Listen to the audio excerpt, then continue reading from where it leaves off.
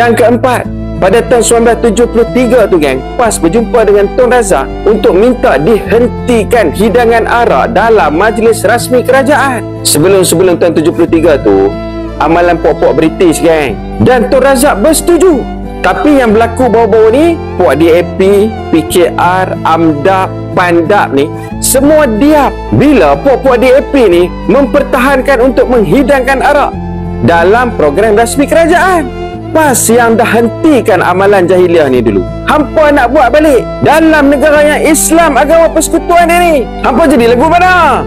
Hampa bayangkan kan, kalau PAS tak minta dihentikan hidangan arak ni, silap-silap sampai law juga benda tu. Dan Datuk Asri Muda, Presiden PAS yang keempat ni, ketika memegang portfolio Menteri Luar Bandar, minta kepada Tun Razak supaya dihantar ustaz-ustaz, pendakwah-pendakwah masuk ke dalam felda-felda ni, supaya adanya cahaya Islam menerangi orang-orang Islam di dalam felda ketika tu.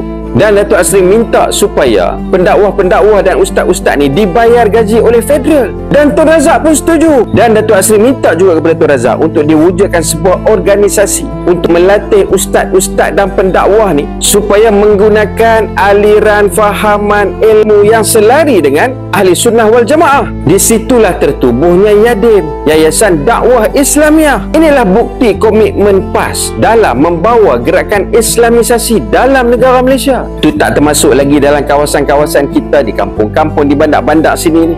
Bila berlaku kematian, perkahwinan, doa majlis, doa tahlil, kenduri doa selamat, kebanyakannya yang dicari adalah orang PAS. Memang kita tak dapat nafi orang PAS ni celik agama. Bukanlah aku kata semua, tapi kebanyakannya macam tu. Betul tak geng? Dan PAS ketika tu hanya menjadi sebahagian saja daripada kerajaan. Dah macam tu dah pi dia. Dah macam tu dah sumbangan dia.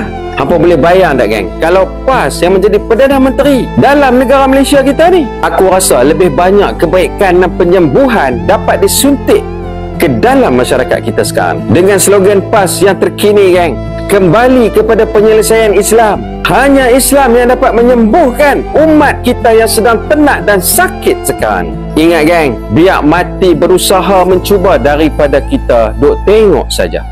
Ingat tu geng.